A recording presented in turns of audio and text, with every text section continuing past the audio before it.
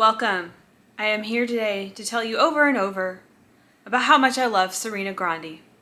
Let's begin.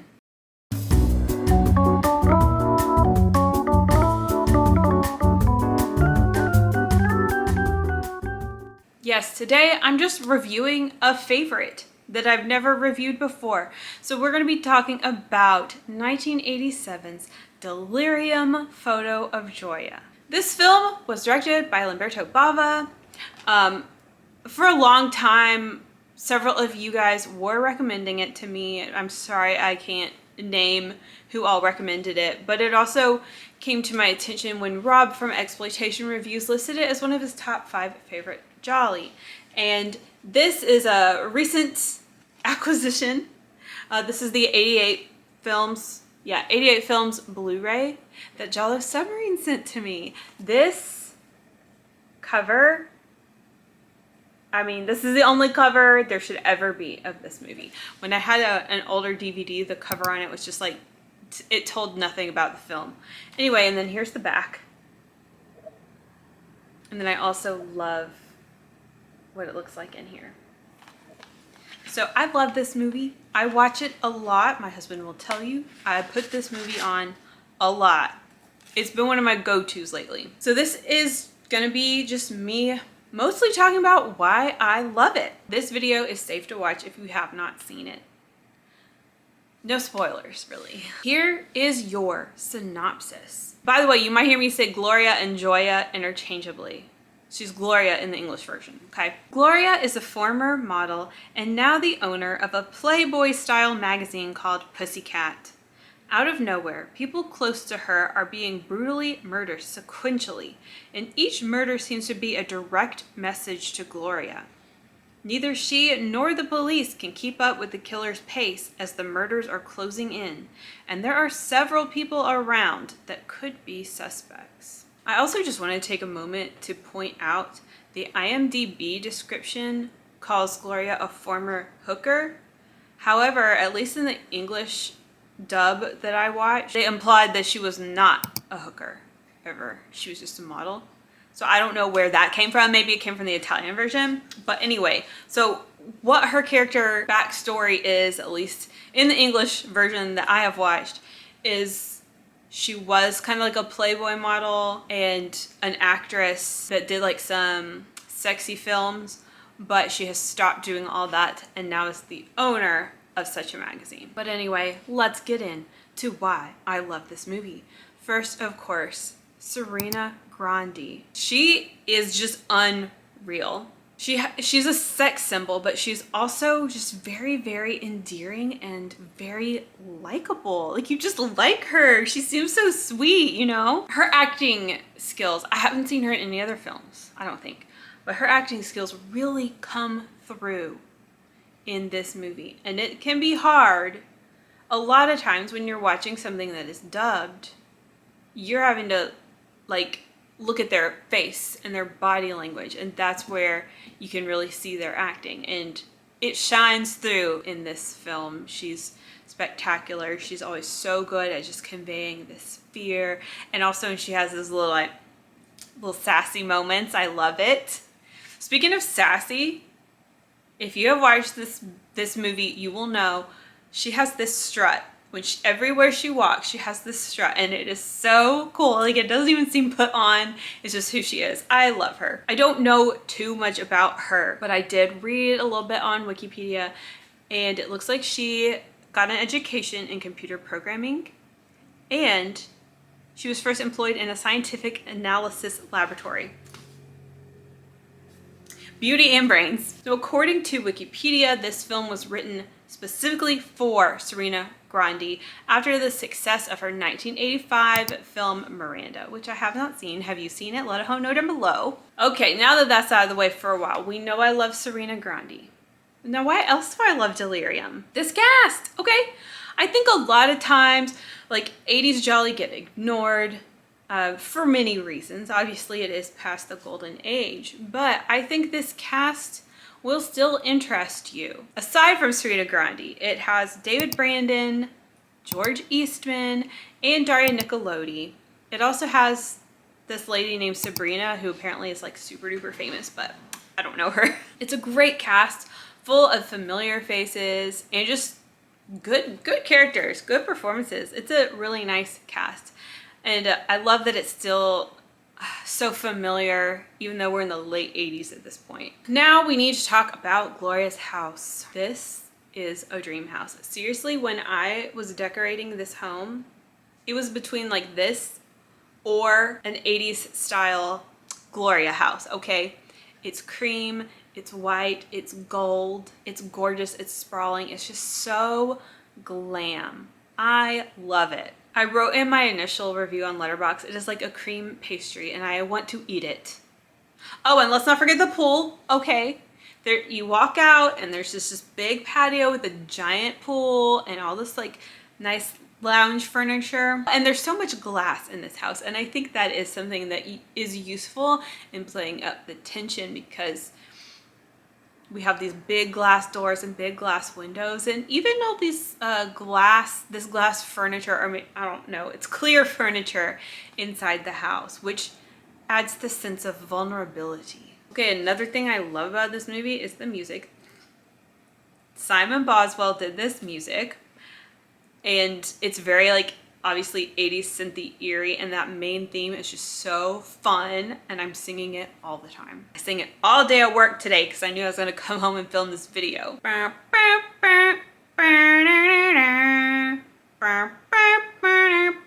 Something else that I love about this film, it surprises me how often I love 80s Giallo, but I really do. And I love the 80s cheese. I love how ridiculous the 80s can get and just how goofy it can be.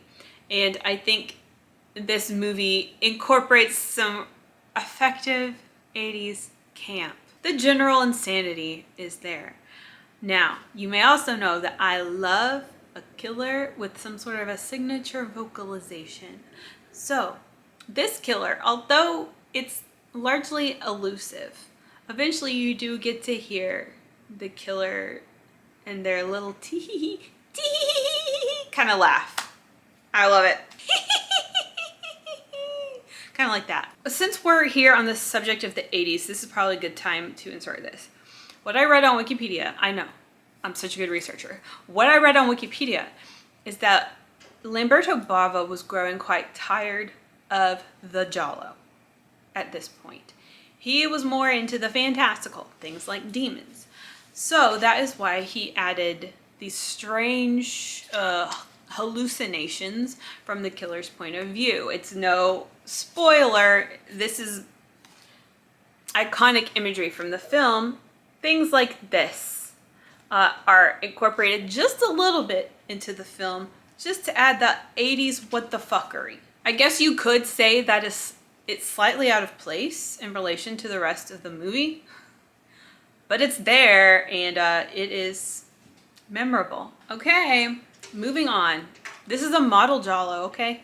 I love me some supermodels, some fashion models. I love that in a Giallo. So we have models in abundance here in this movie. It's very glamorous. It's very focused on beauty and also just like general wealth and rich people. And I love the glamour of it. And being the 80s, the styles are so distinct and funky and fun. And we get like bright eyeshadow and it's just a feast for the eyes. And the overall just environment of wealth and success, I'm very comfortable there. So I love the vibes in this movie. This is kind of just like a bullet point list of things I love about the film. So I have to shout out one of my favorite scenes that takes place in a department store after closing. I love the retail after hours setting. I want to see more of it. Any recommendations for retail after hours movies? Let a hoe know. But it's just so chilling because it's like my last video, this is a liminal space. You know, this space that's supposed to be full of people and activity, and all of a sudden it's not. And there are so many places to hide. This store was stocked, okay? I ain't never seen a store stocked like this before. But anyway, it's just so effectively haunting. I love that scene. I wanted to discuss the traditional Giallo signatures, the Giallo tropes that we do have in this film. Like I mentioned before, I mean, we have this disguised killer going around and offing people one by one. But we don't really get to see the killer very much. They're very elusive. So we aren't getting things like the black gloves and the fedora or anything like that. But, you know, it's a sleazy movie. It's a mystery. We have a cop trying to figure out what's going on. We have a little bit of amateur sleuthing here. And of course, there's a twist ending reveal. So it is in line with Giallo as we know it in some ways, but it does add this 80s glamour, cheesy, bonkers fun.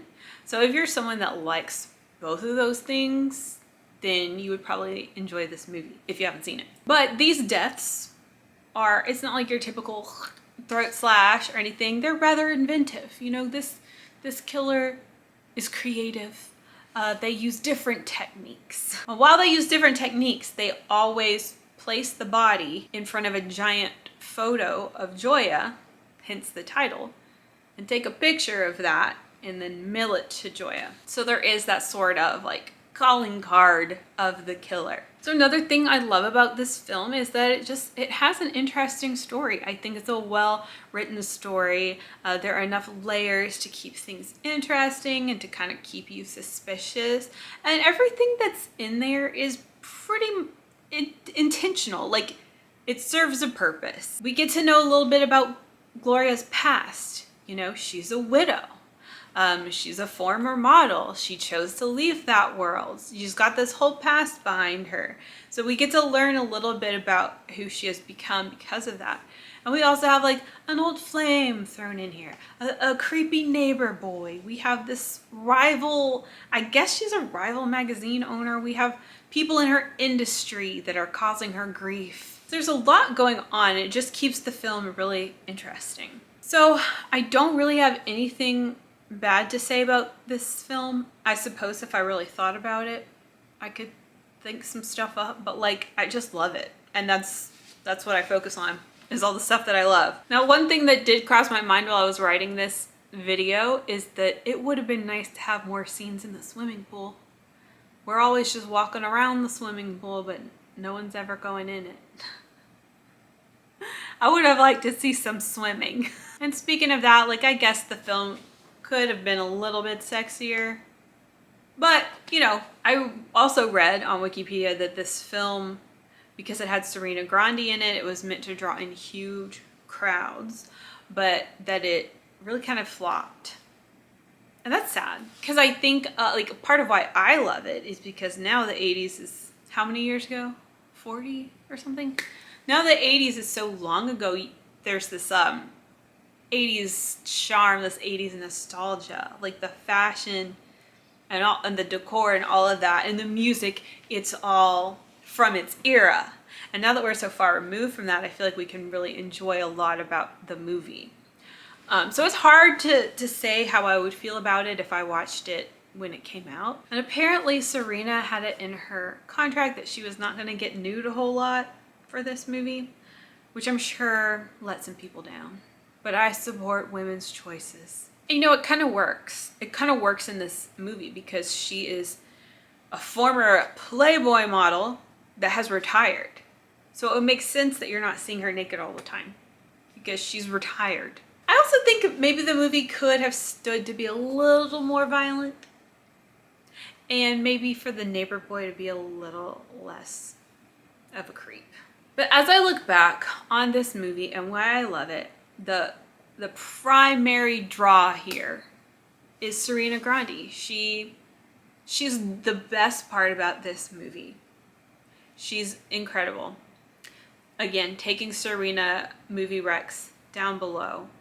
But the film also has a lot going for it, especially if you love the 80s. Oh yeah, I used to do this thing where I if I was to put in a 3-pack, if I was to put in a little box set with slightly unrelated movies, I would put Delirium photo of Gioia with Obsession, A Taste for Fear, because they're both about like nudie photography and set in the 80s and a little bit off the wall, a little bit fantastical. And then I would also put it with Too Beautiful to Die, because that's also a very 80s glam, like models, and very dreamlike. So I think those three would go good together. And that concludes my thoughts on Delirium, Photo of Gioia. A special thank you to Giallo Submarine for upgrading me. I would love to hear your thoughts on this movie if you have seen it. And if you haven't seen it, I would highly recommend seeking it out if what I have described here today sounds like it's up your alley. I really hope you enjoyed this video. Thank you so much for watching, and I will see you in the next one, whenever that may be, okay? I'm just a girl doing my best. Ciao!